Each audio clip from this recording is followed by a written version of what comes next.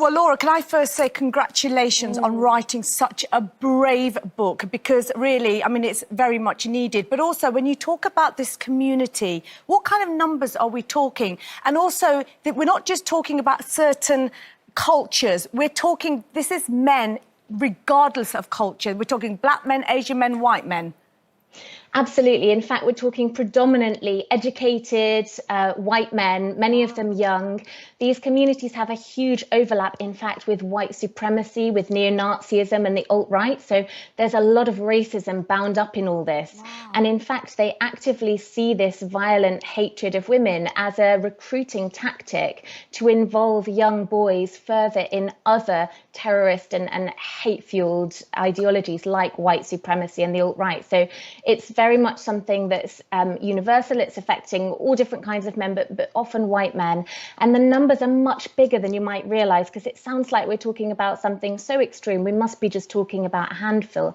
But actually, I've infiltrated and uncovered a network that is a vast network of platforms, blogs, groups, communities, forums, many of them individually with membership in the tens or hundreds of thousands, many of their videos having tens of millions of views. I would estimate that the global size of this community is certainly in the hundreds of thousands. But one of the experts I interviewed for the book said that even just within the UK, he would set it at around 10,000 people. Wow. Wow.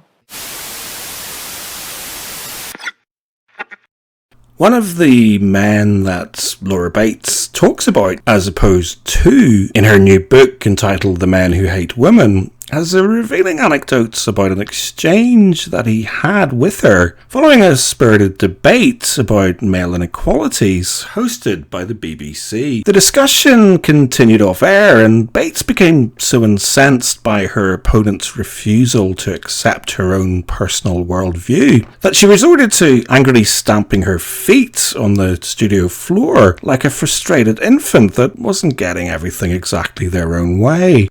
On one level, Bates's assessment of the so-called manosphere does come across as one long, loud, petulant footstomp for the purpose of proselytizing about the problematic dangers of talking to people who don't think exactly like her. Consequently, anyone who has so much as a passing acquaintance with the men's rights movement should find some hilarious laugh-out-loud passages scattered throughout this book. Indeed, I'm tempted to suggest that Bates's account of how she managed to infiltrate and identify a loosely connected network of domestic terrorists, plotting acts of extreme misogyny against people like her, whilst sitting on the bus beside people like you, should provoke at least a few involuntary chuckles from anyone reading it who has so much as a passing acquaintance with reality. Not least from anyone able to recognise the supreme irony of the fact that in so many ways Bates presents as a mirror image of the join the dots picture of extremist ideologues that she is attempting to paint. We are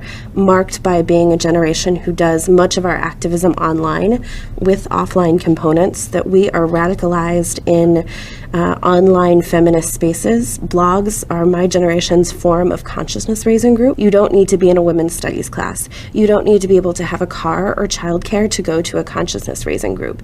You can get on your computer and speak out and be part of the conversation. Because not only does she consistently present herself as victim to a sex and society that seeks to assert power and control over people like her, just as she claims that these men who hate and blame women also do. But lest we forget, while she now warns us about the hordes of ideologically driven keyboard warriors intent on recruiting impressionable young hearts and minds to their particular cause, Laura Bates did of course begin her own political activism in a tiny corner of the World Wide Web, complaining about apparently then unfashionable grievances in her own self-published blog. That all being said, Laura Bates has managed to establish herself as arguably top of the class of a certain class of professional network feminists who managed to carve out a name for themselves during the rise of fourth wave feminism in the early part of this decade. She is a best-selling author, she has the ear of governments, schools, trade unions and public policy makers, and is regularly invited on television and radio to offer her apparently expert opinion on an apparently ever-expanding range of subjects, with the latest additions to her canon being the men's rights movement and domestic terrorism. And you start to understand how they're using these, and very deliberately using this kind of content that starts out as jokes, as a sort of slipway. They describe it themselves, these extremists, as adding cherry flavour to children's medicine. Which is why I think it is important to take her claims about a rising movement of extreme misogynists seriously, at least to the extent of taking the time to demonstrate how credible they really aren't. Because I believe that the Men Who Hate Women has the potential to be much more dangerous than the book literally called Dangerous, that her publisher Simon & Schuster famously pulped at the very last minute, following pressure from people that will have included Laura Bates. And because, in my humble subjective opinion, Bates's latest creation is nothing less than the equivalent of a modern-day poison pen letter, whose primary targets may very well be the burgeoning men's human rights movement, but which ultimately manages to point a malicious, misogyny-finding finger at an extraordinarily wide spectrum of boys and men. Indeed, Bates's latest business venture exudes the ambition of calling on governments, courts and educators to do her bidding, to silence her competition, and to cast a chilling effect that, if enacted in full, would have implications for pretty much anyone who doesn't happen to share her own peculiarly personal is political perspective on the world. Laura Bates may very well childishly stomp her feet when she doesn't get things her own way, but by the time I'd finished her extreme misogyny manifesto, my thoughts had turned to a much more convincing English writer's famous warning about authoritarian ideologues and the repressive regimentation of every person's waking thought. To paraphrase one of his most famous quotes, if you want a vision of a feminist future, imagine Laura Bates stamping her feet into your face forever. Fortunately for the world, Ms. Bates's celebrity star is on the wane. A quick social blade analysis reveals that her Twitter following has long since plateaued, and I think it's significant to note that in the same month that she published a manifesto dismissing concerns voiced by young school children up and down the country, both the BBC and Netflix broadcast powerful programmes addressing the very real issue of false rape allegations. And what's more, having stepped outside of the comfort zone of carefully cherry-picked statistics and the relative obfuscation that her Everyday Sexism Project provides, Laura Bates appears to have exposed herself to be quite the malicious gossip and, dare I say it, even possibly something of a fraud. So, for the uninitiated, the Men Who Hate Women is billed as Bates's journey through the manosphere and an exploration of the radicalisation of misogynistic men. Or, as The Guardian puts it in their fawning review, for this brilliantly fierce and eye-opening book, Bates has descended into the vast underworld sewage system of online misogyny and brought back a persuasive and alarming thesis. Frankly speaking, it's not an especially original thesis, and I have to say it's surprisingly poorly researched, but Bates does manage to paint a potentially persuasive picture of a radicalisation pathway that begins with this sort of people who identify as pickup artists or involuntary celibates, takes in public figures like Jordan Peterson and the BBC's John Humphreys, and ultimately delivers delicate, impressionable young minds directly into the hands of pussy-grabbing presidents, far-right white supremacists, and the sort of men who commit mass murder. Here's a clip from BBC Women's Hour where she gives Jenny Murray a whistle-stop tour. So the manosphere is a sort of complex web of thousands of websites, forums, blogs, videos, groups, organizations and campaigns. It's not just confined to the internet, but it does have a large presence there. And what I'd realized was that it is starting to have a massive offline impact on boys as well. That grooming, that sense of radicalization was what made me decide it was time to investigate this and to write the book, that we couldn't ignore these groups any longer. Now, there are other terminologies which I'm sure will come up as we continue our conversation. But you are very careful right at the beginning of the book to insist this is not all men, and that there are many men who support the feminist movement and certainly would not be speaking in the way you've just said. How big is the manosphere? How many men are we talking about who you are genuinely worried about? Of course, so absolutely. There's a huge critical mass of men who don't know these groups exist. There's wonderful men, a huge number of men who are very supportive of feminism. But I think what's important to say is that while, of course, we're not suggesting that this is all men, it is nonetheless a very significant number. So we are talking about groups, about networks, about communities that number in the hundreds of thousands. We're talking about websites, videos, blogs, which are receiving millions, tens of millions of hits, even on perhaps a single video about this kind of thing. We're talking about communities where thousands of men are online discussing and egging each other on a daily basis, minute by minute. As you log on, you can see. But you know, we've all had a kind of idea that these things exist, and we've generally assumed that these men are sad, lonely, sitting in a basement in their underpants, as you describe them, and not at all dangerous. Who really are they? So I'd say two things. I think the first thing to emphasize is that these are the kind of men you might walk past on the street. I know this because I've met them, because going undercover for this book, I also went undercover offline in real life. I turned up to their meetings and events, and I met, a young white man in his 30s, extremely smartly dressed, who was affable and charming and polite, the kind of man you might work with, walk past in the street, sit next to you on the train. Moments later, he was on stage baying for the blood of former Crown Prosecution Service Director Alison Saunders for the crime of having supported female victims of sexual violence. And when we think of these men as harmless, when we talk about this as a group of sort of internet trolls who never come offline, it's really important to say these men have committed mass atrocities explicitly in the name of these ideologies. There isn't any doubt about it. They've left clear manifestos. They've gone out and massacred women in real life. And in the book, I trace these movements specifically to 100 murders or serious injuries in the last 10 years alone.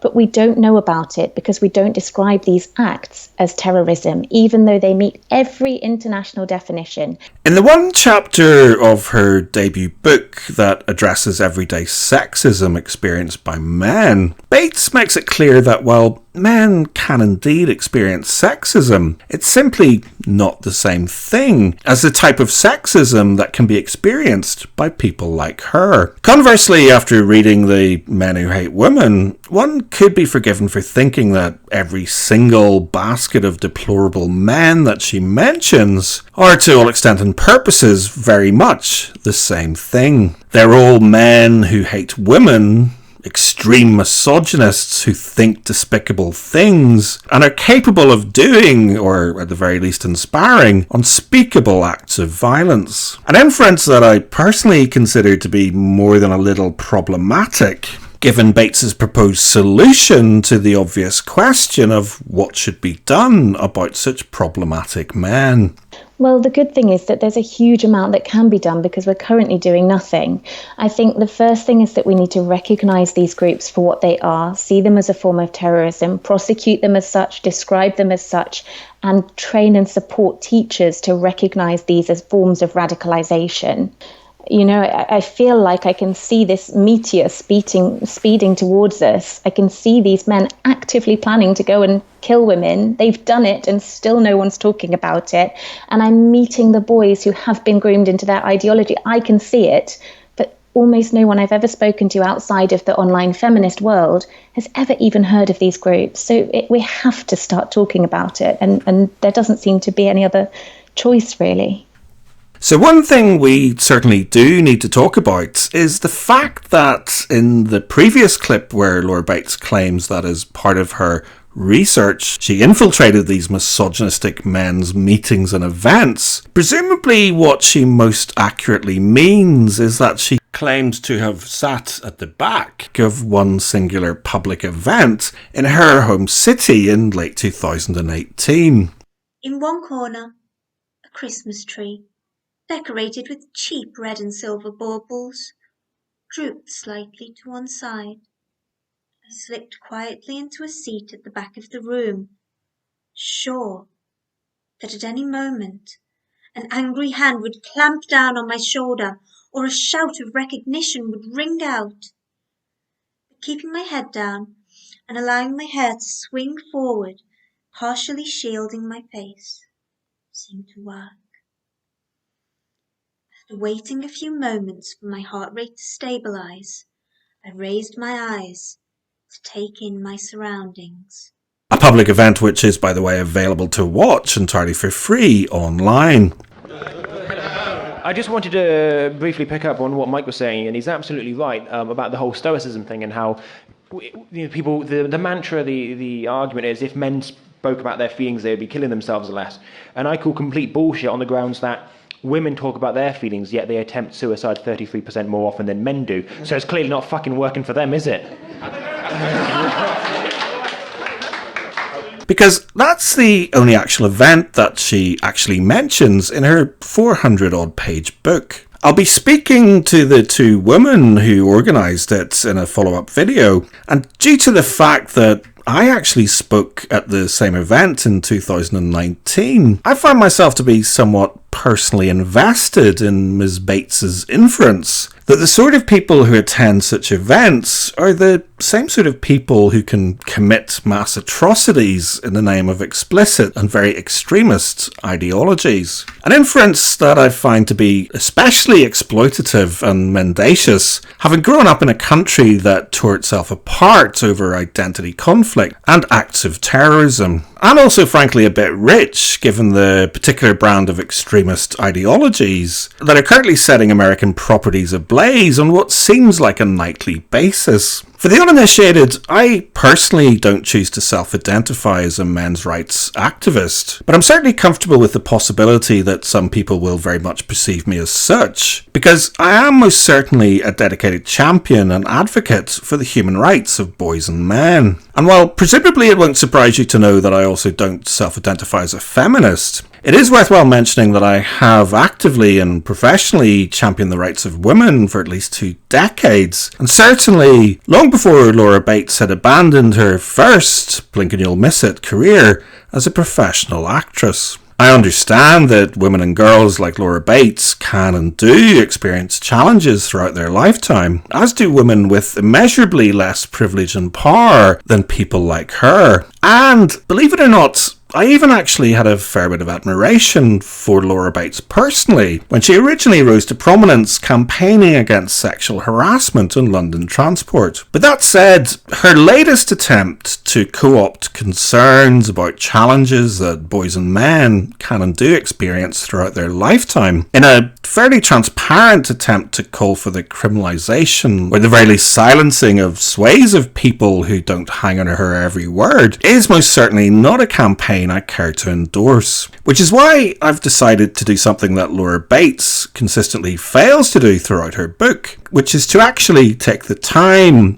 to talk to some of the people that she has decided to talk about. And by doing so, examine just how credible, or indeed incredible, some of her claims really are. And, spoiler alert, you may not be surprised to learn that some of her claims appear to be incredibly uncredible indeed. Allow me to illustrate this reality by considering 2 claims that are arguably most central to her thesis, beginning with the extremely emotive words that she employs at the very start of chapter 1. Since they deserve to be raped, I cannot concern myself with the pain rape causes them. To clarify, after establishing how she infiltrated various online incel message boards and interacted with other users masquerading as a shy young man, Bates goes on to describe how she witnessed her anonymous peers partaking in casual conversations about matters such as the statistical probability of getting away with rape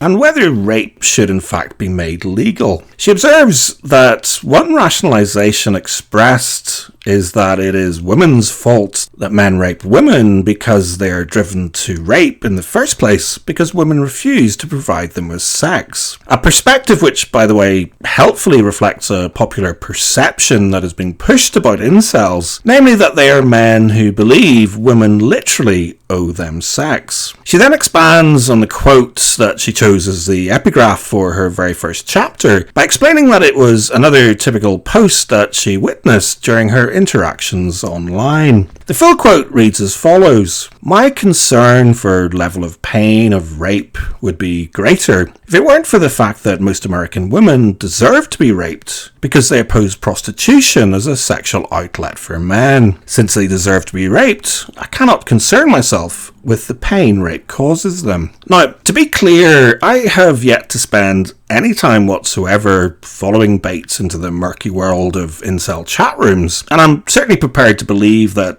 some of the people in those chat rooms can and do say some extremely reprehensible things. Nevertheless, a cursory online search for Bates's specific quote establishes that, at least according to the website Fundies, or fundamentalists say the darndest things, it is currently considered to be the 7th most stupid thing ever said in the entire history of the internet. And while it can indeed be traced back to a discussion board called loveshy.com, which could indeed not unreasonably be perceived to have been populated by incels before it was shut down, the post in question actually dates back to 2010. Now, obviously, this one revelation alone doesn't discredit Bates's entire thesis, but it does at least strike me as rather curious that she would choose to start a book about her own personal journey into the manosphere with a quote that turns out to date back to a time when she was still pursuing her blink and you'll miss it career as a professional actress. Anyway, I'll consider her claims about incels in more detail in a later video, and one of the people that I've talked to about this community is British Badger Belle Natty, who produced the excellent 2-part documentary Interview with an Incel. When we last caught up, I asked Natty about Bates's perception that incels are men who believe that women owe them sex. I would say that the majority of the incel community do not feel like women owe them sex. They do not feel entitled to sex with said women.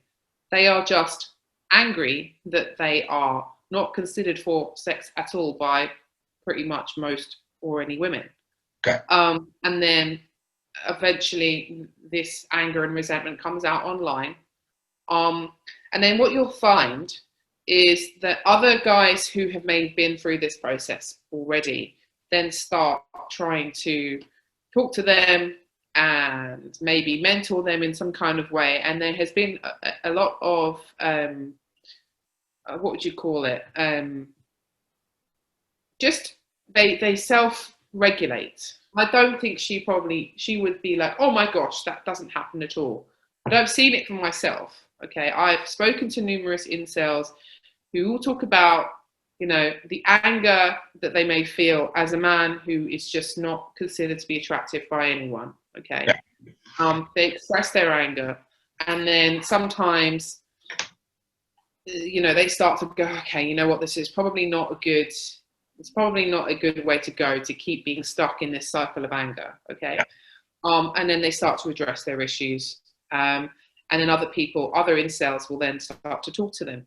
Okay, and I actually think that those kinds of forums and communities should exist, and I don't think that they should be censored, because if you start to censor them, which they have been censored, but you censor them even more, right? And say you're not allowed to express genuine anger and hate. Okay, yeah. And go away. Right, we don't want you here. We don't want you to express anything of the sort. Yeah. Right. I don't know what you think those guys are going to do, because if they she's essentially saying that if they go and see a therapist, for example, that therapist, if they're designated as a potential terrorist, that therapist may have a responsibility to then report them to Prevent or a similar scheme. Yeah. All right. And I know incels this has happened to, by the way. So it is actually already happening, you know. And so where do they go? Where do they turn? It's essentially saying that any feelings of anger about the situation that they may be in, right? None of it is legitimate, okay, as in the sense that we all have moments where we feel angry about something or someone, and we will say, oh, I just want that person to suffer, right? Sure. But how many times, 99% of the time, people will, again, when they calm down and they say, well, you know what, genuinely, I don't actually want that person to suffer. I'm just particularly angry at the moment. And, you know, what I'm trying to say is that as a society, we already regulate this kind of behavior with everyone, right? Yeah. And it seems like feminists and women are allowed to express genuine anger and genuine hate in various ways because feminists say that they are completely harmless, right? And they don't do anything to harm others at all, right? Yeah. But with men, any inch, like suspicion of a threat or raised voice or something. The thing that really disgusts me about Bates's incel narrative is that, in my humble subjective opinion, she is preying on some of the most marginalised and vulnerable people in society for the express purpose of exploiting and, dare I say it, culturally appropriating their identity for her own exploitative propaganda purposes. Richard, for example, the young man that Natty interviewed for her documentary, is someone who lives with a long list of limiting conditions, including Asperger's, dyspraxia, hyperthyroidism, sickle cell, kidney disease, hyperglycemia, and a level of intellectual disability which legally requires him to declare any relationship he might be so lucky to have so that a professional third party can assess whether it should be allowed. Having personally spent some time with Richard, I'd say he's an extremely unlikely candidate for domestic terrorism, and also that it's not my place to dismiss his belief that he is unlikely to achieve a loving relationship with a woman in his limited lifetime. The intimacy and benefits of a loving relationship, including sex, are obviously and absolutely not a universal human right. But the ambition to achieve such an experience has just as obviously long since been recognised as an almost universal human desire and human need. Again, in my humble subjective opinion, for Bates to be so disingenuous, or at the very least ignorant, about the distinction between these two very distinct realities, says something very significant about her own perception of men. Despite her apparent in-depth interactions, Bates appears to have also failed to notice any threads discussing the sexual abuse that many of the boys and men who self-identify as incel claim to have experienced, or the fact that a high proportion of the perpetrators named are in fact female. Indeed, throughout her study, it is noticeable just how much she is prepared to let women as a distinct class of people almost entirely off the hook. For example, in her chapter on men's rights activism, she identifies a man as the leader of the political party Justice for Men and Boys, when it is now actually a woman. And apart from one solitary name check, she has absolutely nothing to say about Karen Strong, who is easily one of the most significant and influential people in the entire men's human rights movement. Our objection to feminism is not that it's an advocacy group for women. It's that it really does pit men and women against each other as if they are nations at war. And that's not a world I want to live in. That's not a world I want my sons to live in. and it's certainly not a world I want my daughter to live in. And predictably, nowhere does she deny her own sex such limited agency, more so than when it comes to the matter of false allegations of rape and sexual abuse. Amongst the various concerns and claims that she observes men making about their lived experience, concerns regarding false allegations is a subject matter that she returns to time and time again. It's a concern that has apparently been raised with her by school children up and down the breadth of the country, a phenomenon that in actual fact inspired Bates to write her book. So the second claim I'm going to examine is her assertion that those children have a 0.0002% chance of experiencing a false allegation of rape. And that the only thing that a concerned mother needs to do to protect her son is simply teach him not to rape. A lesson plan that Laura Bates, by the way, is available to help your local school with, although presumably for a fee. So we don't necessarily talk about this as a form of terrorism, even though it absolutely meets every international definition. But what really worried me was realizing that they were starting to have a major impact grooming and radicalizing young people with these ideas as well. And that's why I felt like it was important to start talking about this. Bates cites the Channel 4 News fact check webpage as the source for the 0.0002 statistic. In 2018, a viral tweet inspired them to consider the proposal that a man is actually more likely to be raped by another man than be falsely accused of rape. Before we get into this, it is worthwhile mentioning that the tweet in question actually proposed that men are more likely to be sexually assaulted than falsely accused. A distinction that is worthwhile mentioning because, as the article goes on to acknowledge, in UK law, a person has committed rape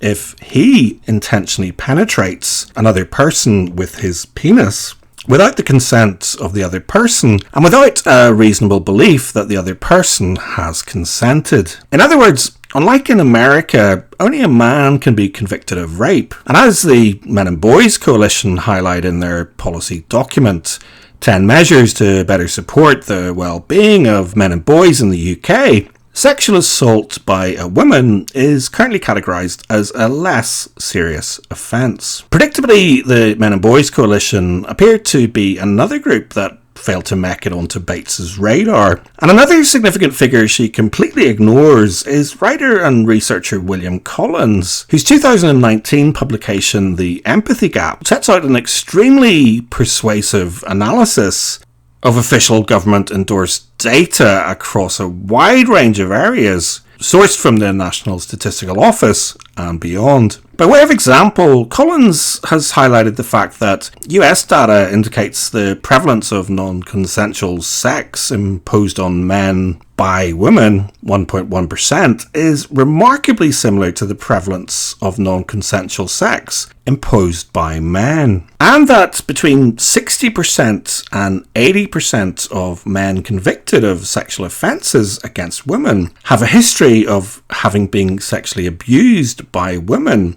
in their childhood. In other words, and at the risk of sounding narcissistically patronising, whilst teaching young boys not to rape women, it would also be to the benefit of both concerned parties to teach women not to rape young boys. And so I invited William Collins to comment on the accuracy, or otherwise, of Bates's 0.0002% claim. Yeah, now this is a hardy perennial. People have been quoting this number for the last 7 years. The origin of it is a Crown Prosecution Service report which was published in March 2013. And as a bit of biographical aside, this was one of the reports that turned me into a men's rights blogger 7 years ago, because it was one of the first reports from a government agency that I realised was deliberately spreading untruth. And I know that's a hard-hitting statement, but you'll see why that is justified.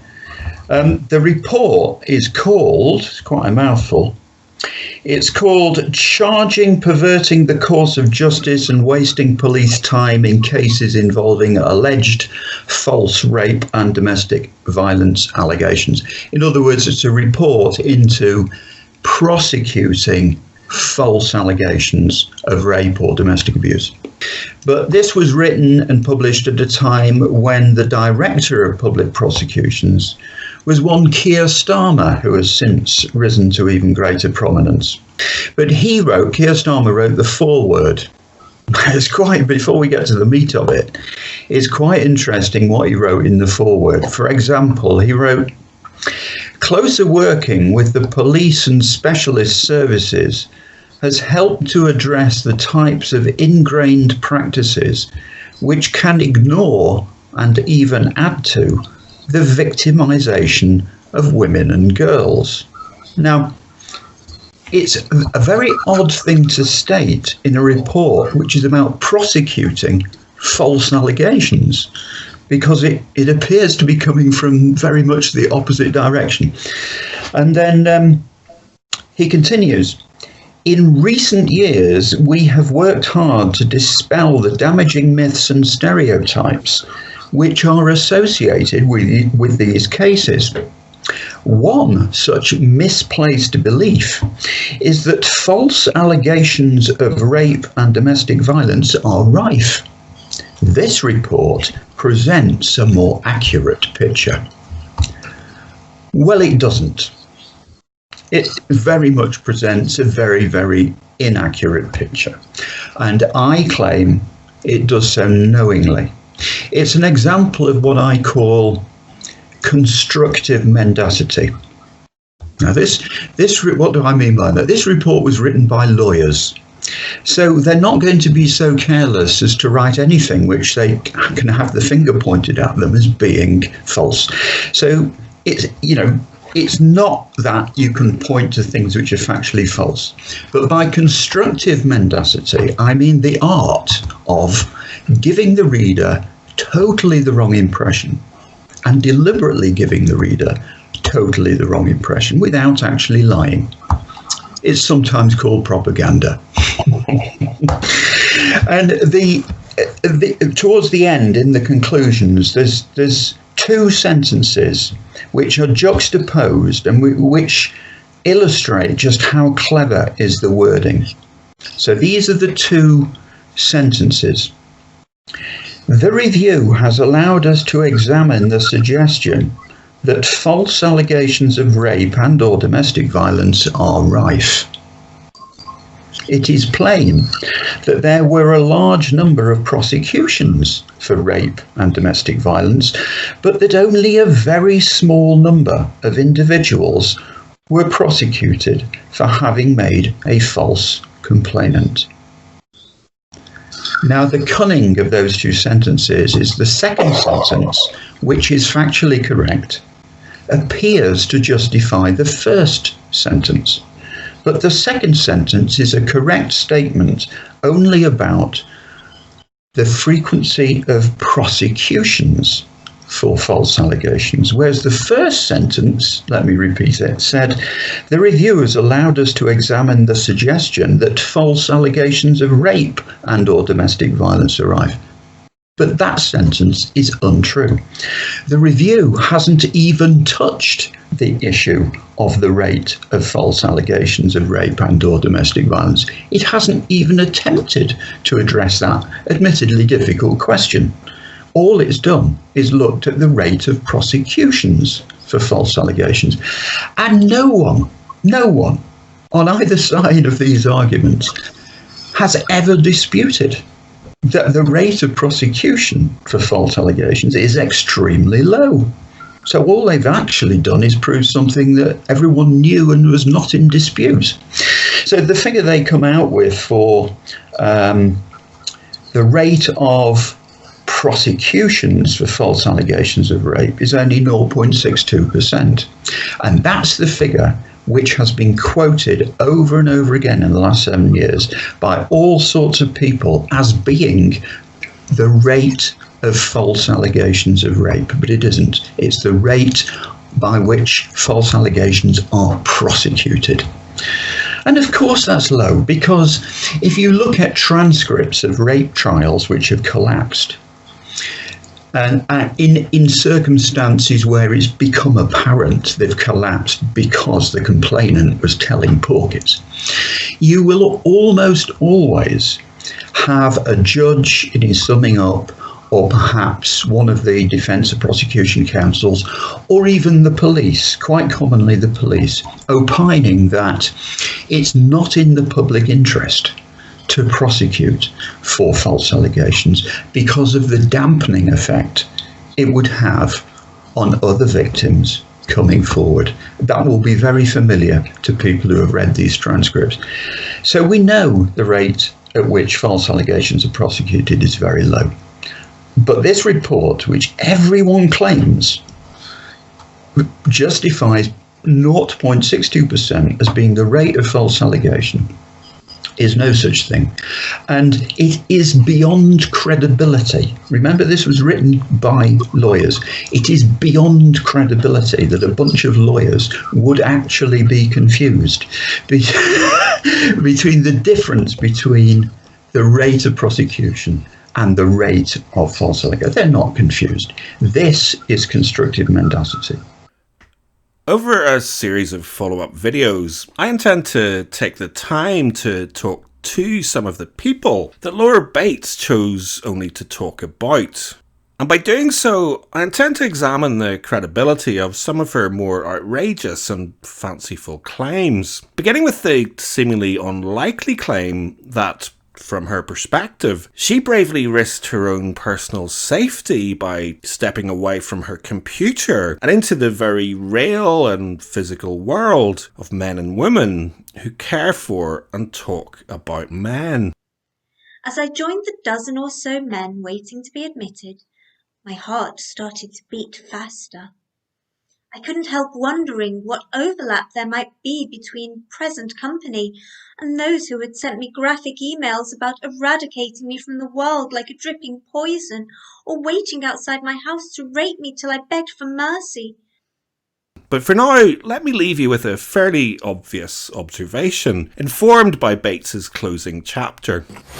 On the shooting attacks on 2 mosques in the New Zealand city of Christchurch, 49 people are known to have died. Dozens more are being treated in hospital for gunshot wounds. Witnesses say at least one gunman opened fire on worshippers at the mosques as they were gathering for Friday prayers. Well, one man in his 20s has been charged with murder. 2 other men and 1 woman were detained in the areas around the mosques, but police have established one at least had no involvement. Police are investigating reports that an attacker live-streamed their actions. New Zealand's Prime Minister Jacinda Ardern has described the events as an extreme and unprecedented act of violence. Clearly, some men can think and do unspeakable and terrible things. And clearly, statistics will show you that men murder women much more often than women murder men. But statistics also show you that it is an extremely small percentage of men who do this, and that it is predominantly men who protect us all from the terrible things that people can do. Statistics also show us that men are significantly more likely to experience violent crime than women, or indeed become the victim of murderous men. Presumably, some mass shooters will indeed be misogynists, just as they can be racists, homophobes, religious bigots and ideological extremists. But prosecution records also point to a myriad of complex reasons and factors that may help us to understand what it is that leads men and some women to do the terrible things that they do.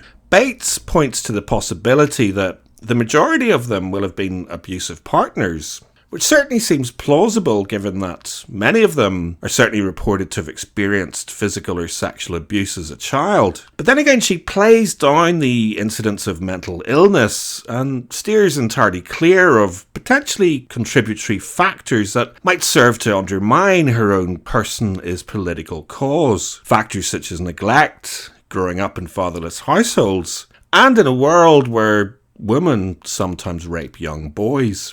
But whether it's for sincere or more likely malicious and commercial reasons, Bates's inference that all of the men that she writes about are essentially all the same thing is a frankly disingenuous, disgraceful, and extremely dangerous allegation to attempt to place into the minds of young men.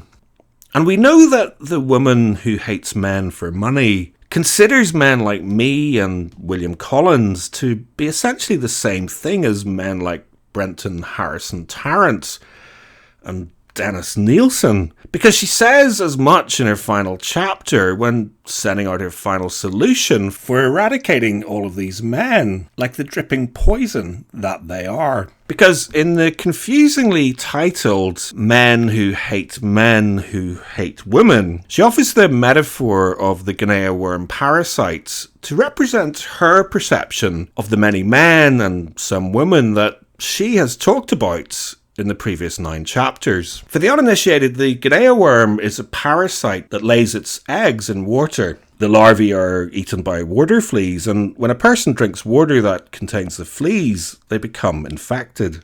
Initially, there are no symptoms, but around a year later, a painful blister begins to form, usually on the lower leg. The blister causes a burning sensation, often leading the infected person to submerge their leg in fresh water, at which point the worm releases hundreds of thousands of larvae into the water, starting the cycle all over again. Over the course of the next few weeks, the worm begins to emerge.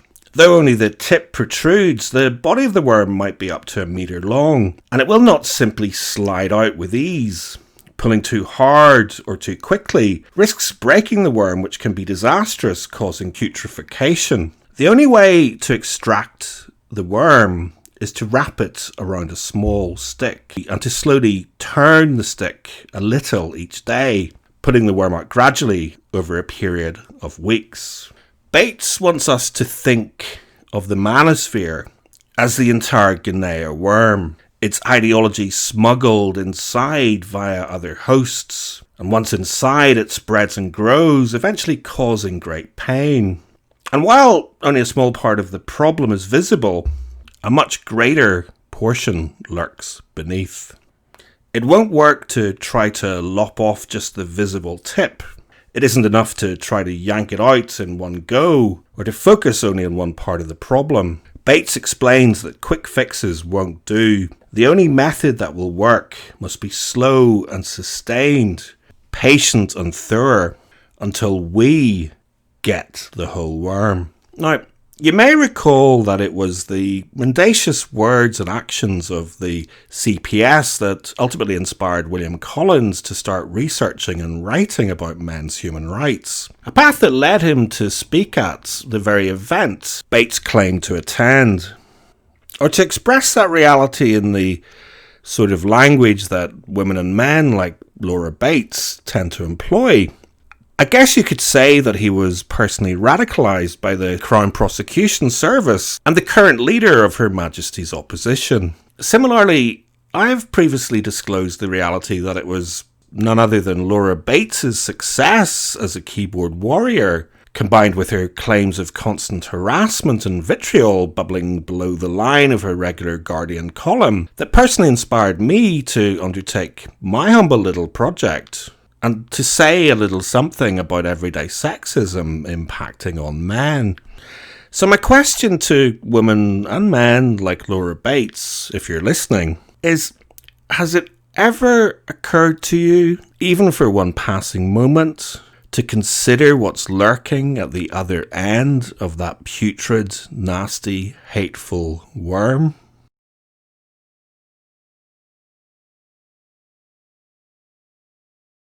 Can't you see it too?